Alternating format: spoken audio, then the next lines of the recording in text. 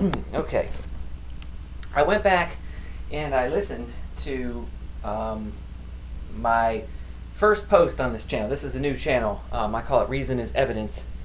The reason I call it Reason is Evidence is because I don't concede there exists evidence outside of reason, that any evidence observed needs to be measured by the rubric of consistent thinking, logical consistency, and ideas that follow logically from one point to the next.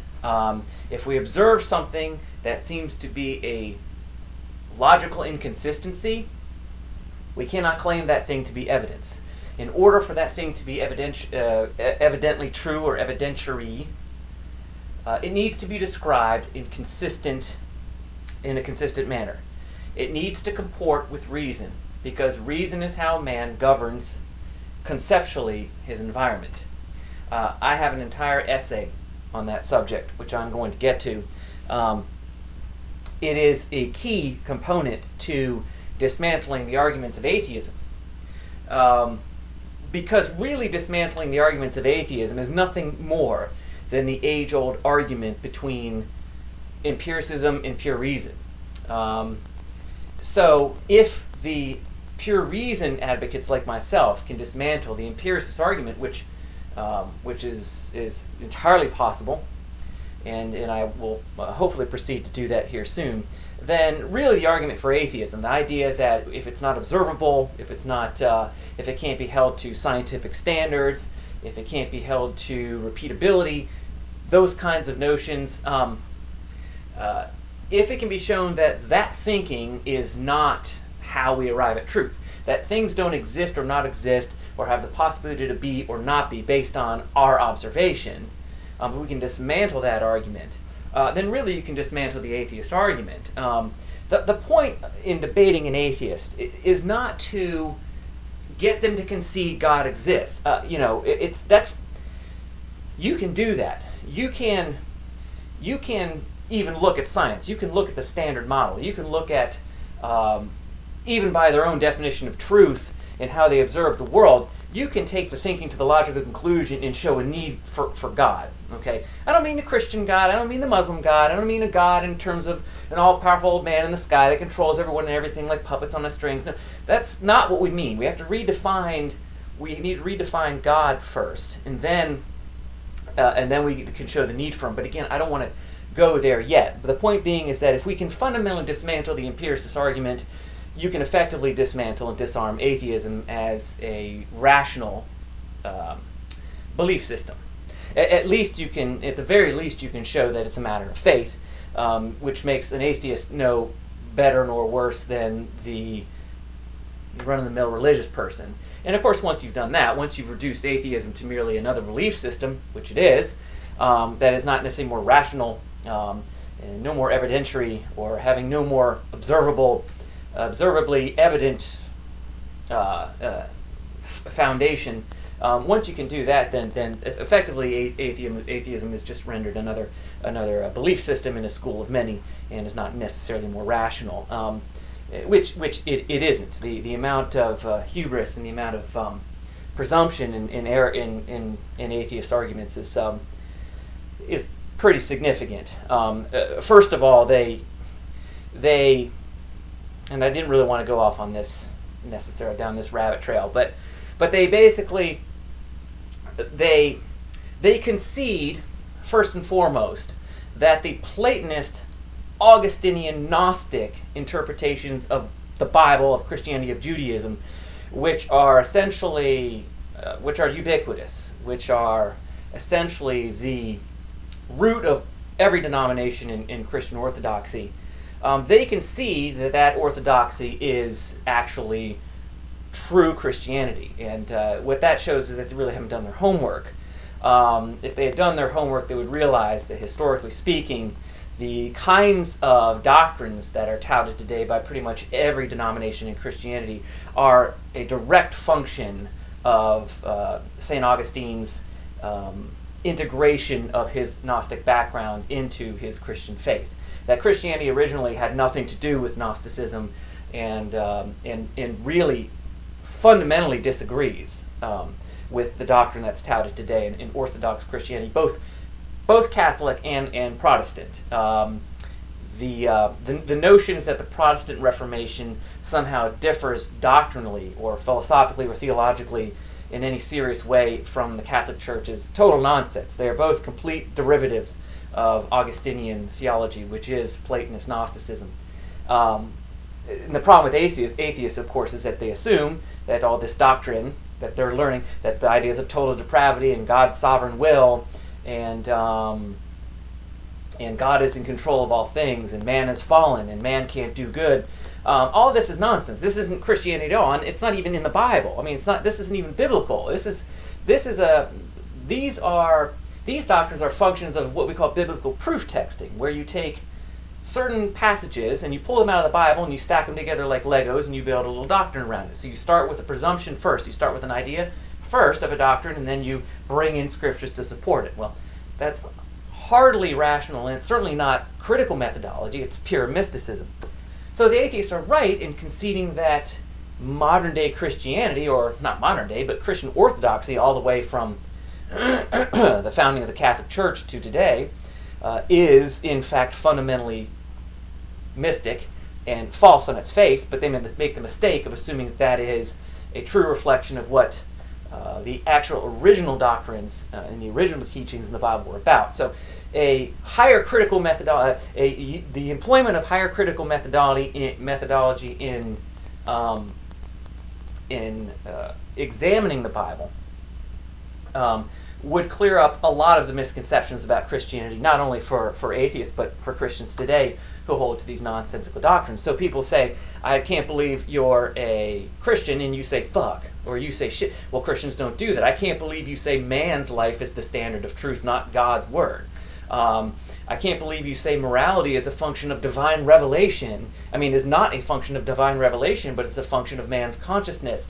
That's not Christian. Well, it is Christian. It's just not Christian according to Augustinian Gnosticism, which of course is the root of basically every denomination in Christianity today. This should not be surprising. Platonist philosophy, the Gnostic philosophy, the idea that the material realm is subject to the dictates of an unobservable, ethereal heaven beyond us, and is controlled and is merely a shadow of the truth beyond us, is implicit and is the common thread in every thinking, in almost every ideology. I would say every ideology in the world.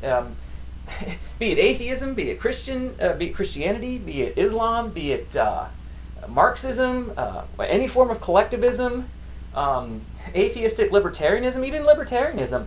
They are all basically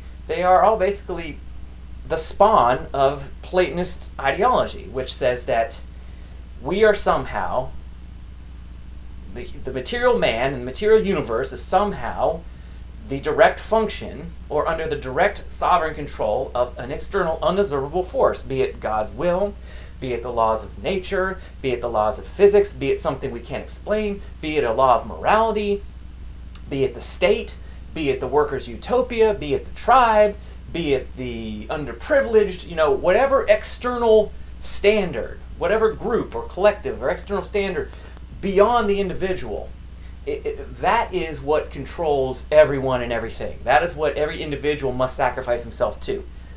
There is no ideology, as far as I know, that concedes that truth is a function of the individual human being, the individual conscious human being, and that it is the individual who is the center of everything that's true and everything that's real. And as far as I know, that kind of thinking always gets met with ideas of moral relativism, subjectivism, nonsense. It's not true, because in order to believe that the human conscious self, and this is really the point of this video I wanted to make, is the point I'm trying to make, and I really overstepped myself in my first video. I just gave way too much.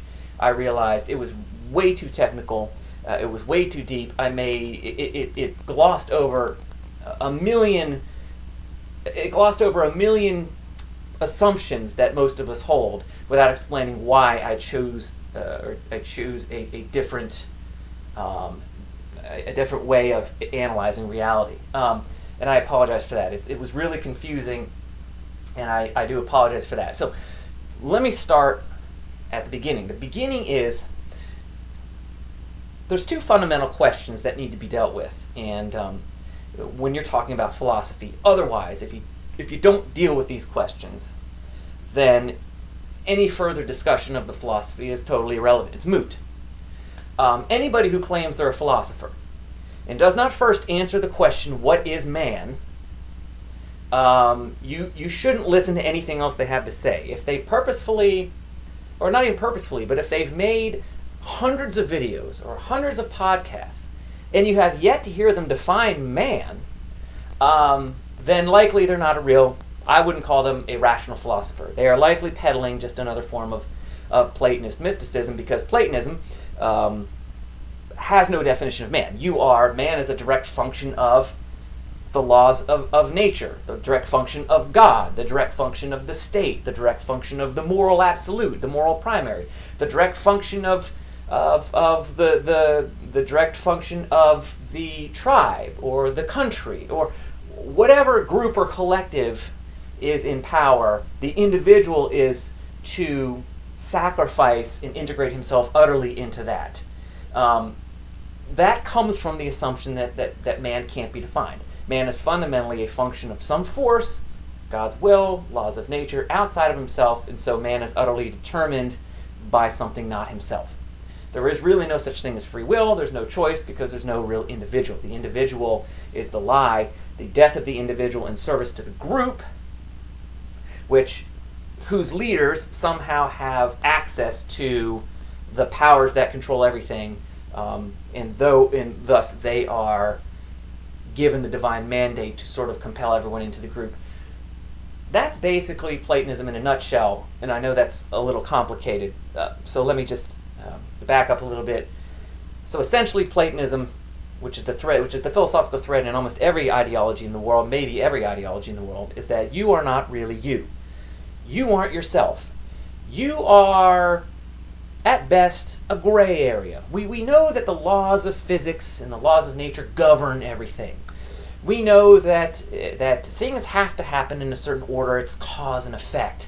And so really your free will, yeah, you're kind of yourself. We can't really go so far as to say, the atheists can't go so far as to say, well, the laws of physics kind of create man, because then you have to kind of say, well, how does man get conscious?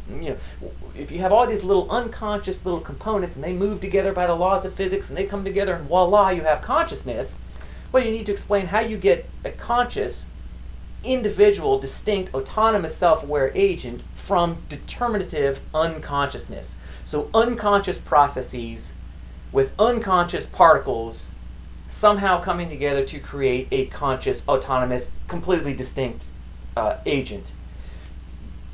They don't have an explanation for that. They don't have an argument for that.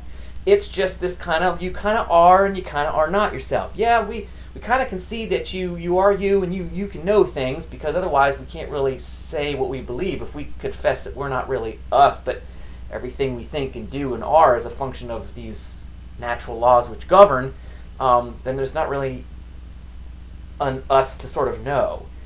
Anything we say we know or don't know isn't really us saying it. It's just a function of these governing natural laws that sort of orchestrate us and make us say this and do this. There's really no independent agent who's aware of it.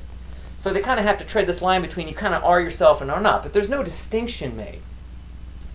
And so the first fundamental question is, what is man? If you don't answer the question, what is man, then any philosophy by definition, or by even a cursory appeal to logic, is nothing, is false. If you can't say what man is, then how are you arguing what man should believe? The other question is, and the one we're going to talk about today, is what is the standard of truth? What I was trying to get at in my last post, which again really overstepped the boundaries a lot, and I didn't lay the groundwork and the foundations for my philosophy the way I should. And again, I apologize for that. And anyway, That was bad. I mean, it's not a bad video. It's just bad as a first video. It's a good video, I think. It's a little low tech. This is low tech philosophy here. I don't know shit about computers and shit. This is a shitty computer with a shitty camera built into it. I know it sucks. Okay, I don't fucking know. I'm not a computer guy. I don't fucking know anything. But my ideas are good, and really it's about getting the ideas out. So it's low tech. Take it for what it's worth, and that's just the way it is. So when I say it's a good video, I don't mean it's a good quality. It's a highly produced video. It's not. It's shit. I understand that. But what I mean to say is that the video is the points I make are good. It's just not a great first video because it assumes that people will know where I'm coming from, and I understand that there's no reason to assume people should know where I'm coming from, because unless you're a lunatic like me who spends the last 3 years doing almost little to nothing outside of working and taking care of the family, and then the rest of his time is spent thinking about this shit, there's no real reason, questioning, wait a minute, if I'm a function of natural law, then how am I me? How can I believe anything if I am nothing but this collection of unconscious atoms that's grouped together according to some natural law outside of me, and voila, I'm me. That can't be true. And then thinking for a year about how the fuck do I explain that to people? How the fuck do I get around that contradiction, and why hasn't anybody else pointed it out to me before? Who's keeping the fucking secret, So, at any rate, where the hell I was going with that, but the point is that the other question I want to address is about, it's concerning truth. What I was trying to say in my last video was the idea of objective truth. Truth is not the point. Truth is a concept, okay? Truth, falsehood, good, evil. These are concepts. These are not actual things, okay? These are concepts that man uses in order, like other concepts, blue or white or black or couch or up or down, truth, false, goodness, evil. These are concepts that man uses to organize the relative movement of things he observes around him. So the movement, when I say movement, I mean position. Like we say, the carpet is down, the ceiling is up. We say the car is going at 30 miles an hour, so speed. We say the walls are white. We say the shoes are green or whatever. These are concepts. We say that the fact that milk is white, or can be white, the fact that milk is white is true. We say that the sky is orange is false. These are concepts. So to sit here and say we can get an objective truth means we have to arrive at a non-relative truth. The non-relative truth is impossible because truth is a concept. Truth doesn't have any meaning or relevancy until it's applied to a specific object. Orange doesn't exist in a vacuum. You can't say, well, what is orange? Orange is nothing. You can say the car is orange. You have to have an object with which to attach the concept. Okay? And truth is the same way.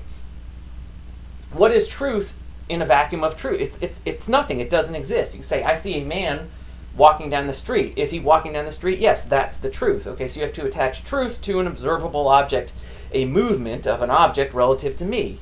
So that's what truth is. So talking about finding truth, or what is truth, and what's the ultimate truth, what's the answer to everything, that stupid fucking physics question that Stephen Hawking talks about and all that bullshit, the answer to everything, it's bullshit. The answer is answer to what? Well, what's the fucking question? The question's going to vary depending on what you're looking at and how you're looking at it.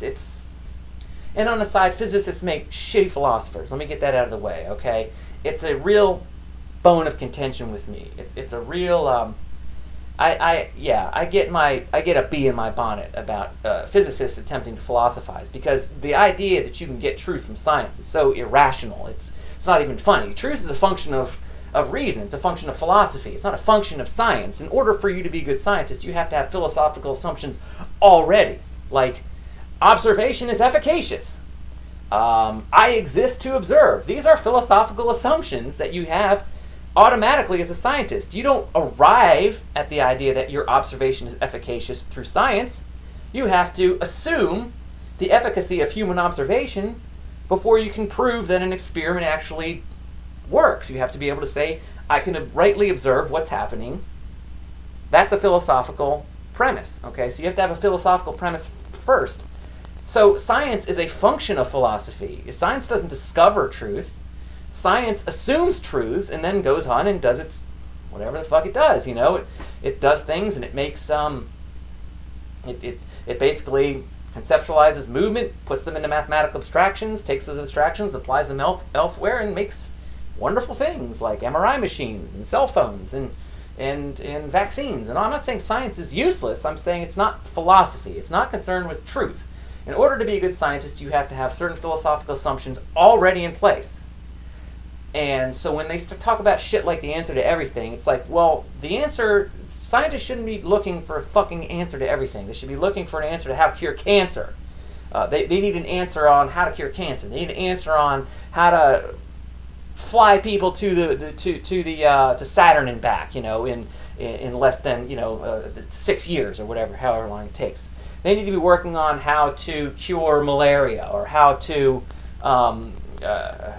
build non-lethal weapons or whatever. Science needs to answer those fucking questions. The answer to everything, that's a philosophical question. So that's a digression. So anyway, so what we're not talking about truth. We're talking about the standard of truth. What is the plumb line? What's the benchmark by which we can say what is true and what is not true? What does the concept, what does the declaration have to affirm in order for it to be true? My assumption is that it is the individual human being, me, you, every individual, because the individual is the singularity of existence. It's not groups. There's no such thing as a group. A group is a collection of individuals. Without an individual, without the individuals, there is no such thing as the group. There is no tribe without a bunch of little tribesmen and women. There's no kingdom without a bunch of individual little plebes and the king and the queen. There's no government without a bunch of little senators and a bunch of little congressmen and the president. You know, every collective is rooted in the individual is the only thing that's actual. So my declaration, or my posit, is that the standard of truth is individual man. Therefore, whatever we say is true must affirm individual man. And I don't mean in this great philosophical, deep and heady sense. I mean, if I say my car is green, well, why do we use the concept of green? We use the concept of green so that we can organize our environment in a specific way according to the grander category of color. So the reason why we use green, and the reason why I say the concept of green is true because it affirms man in a specific context, is because I say I get a green car, and I'm talking to my friend on the telephone who isn't here to see me. We share the same concept of green. So we both agree that green is this color. Okay, we're going to both agree. We can both conceptualize, so we can communicate, and we can both agree that we're going to say that this color is green. We're going to say, okay, we'll both agree that's green. And now, guess what? When I get a new car that happens to be green, he doesn't have to actually walk the fuck over to my house and look in the driveway and see the car and say, oh, okay, I see, that's green. He automatically knows what green means when I say it on the phone. So I got a green car. He automatically has a picture in his head of green. Hold on, please. Sorry, my daughter in the background. He automatically has a picture in his head of green. He can picture the green car. Car's the same way. We're going to agree that this material shaped in this manner, looking like this, we're going to call that car. That's car under the general category of car. And then you have subcategories, Dodge, or Ford, or sedan, or pickup. All these are concepts so that we can communicate. We can exchange language and exchange ideas without having to build something new or without having to reinvent the wheel every time we talk to somebody. So when I say green, or the car is green, is true and it affirms me, it affirms my ability to communicate with my friend to facilitate our relationship and understanding and mutual agreement and exchange of value. So that's why concepts can be true. Whatever is false is that which does not affirm man, the individual, the standard of truth. So, for example, if I say that the ball is both up and down, I would say that's false. Why is that false? Because it is an inconsistent concept.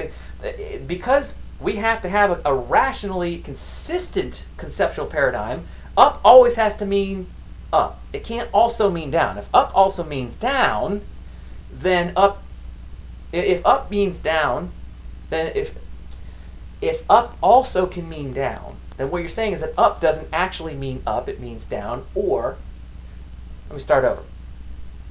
If up also means down, then up neither means up or down. I don't know if that makes any sense. So that would be a false statement, because that creates a schism in my ability to conceptualize. I can't conceptualize something being up and down at the same time. So that concept, the concept of up being both up and down, does not allow me as an individual to promote my life. It doesn't allow me to engage in a smooth exchange of communication with my fellow man. It doesn't allow me to pursue my life and organize my reality in the promotion of myself or yourself. And that's why we get false. So true and false are a function of, do they affirm the standard of the individual or do they not? That's why I deny things like paradox and contradiction as the root of, as somehow a legitimate root of truth.